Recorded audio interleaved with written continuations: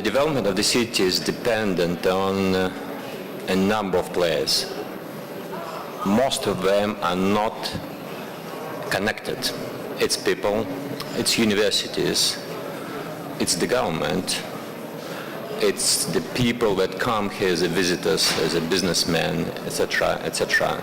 Various groups making decisions every day, and by doing this, influencing how the city evolves. At the same time, the biggest single player that is defining the way the city develops is the government, especially in the countries that are that has historically a strong government, and Russia is within this group, at least for the time being. It means we have a right, we have an opportunity, and with that we have responsibility. And it's our understanding that in the modern world, the pace of innovation, of technological development is so great, we probably can't cope with that. It means that we probably have to focus on a limited number of topics, of aspects of the city development that we want to provide as a public good, but we must do it well. The areas that are taking responsibilities for, say, water supply, maybe at some point broadband deployment, traffic, etc. That are the areas we need to focus on and do it very well, so that everyone else could use their maybe smaller decision that could be bought by the people, by the citizens of the city, like paying their private money. In a complex city, in a bigger city, it means that the solutions we deploy must be resilient, as you say, they must be very stable, they must be very efficient. And understand that it's not us that we can create these solutions. We can buy them, and that's why we must buy them. We don't need to be innovative ourselves, basically. We need to create a very efficient, strong, reliable demand.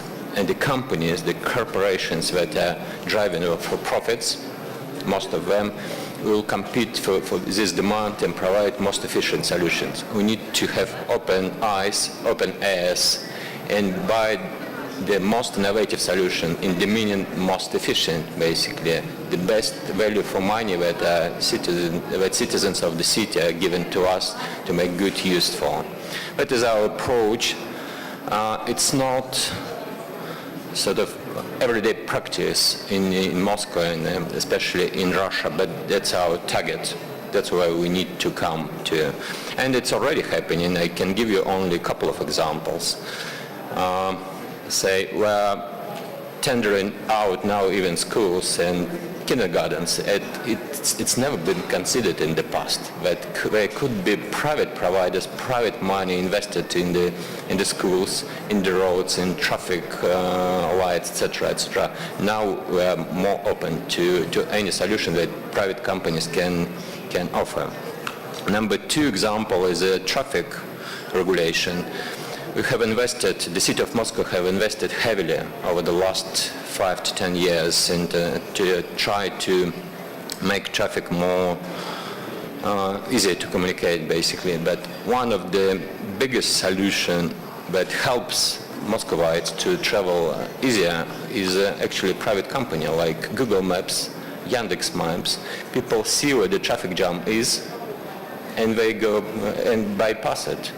And it's never been considered that the consumers are ready to pay for it and a private company can provide a service. We need to understand that and take that into account.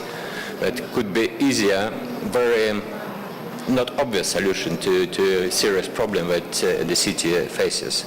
So that's probably my short brief for this session.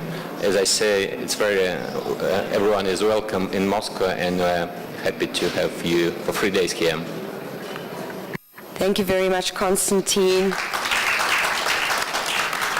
And thank you for hosting us in your beautiful city of Moscow.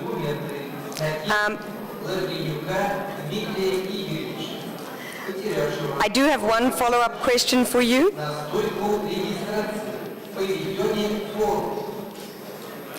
The question is, Russia is in a transition phase right now, and private enterprise is playing more and more of a role. How do you see the entrepreneurial and government policy balance proceeding?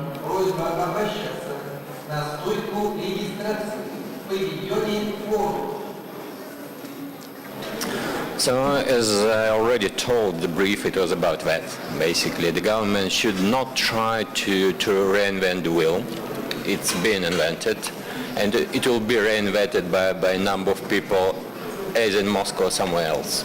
We need to see very clearly what the citizens of the city is looking for, basically, to find like good climate, good water, good roads, no traffic jams, and to help them to find best solutions, basically. And only limited number of these solutions that must be public good, which is available to everyone.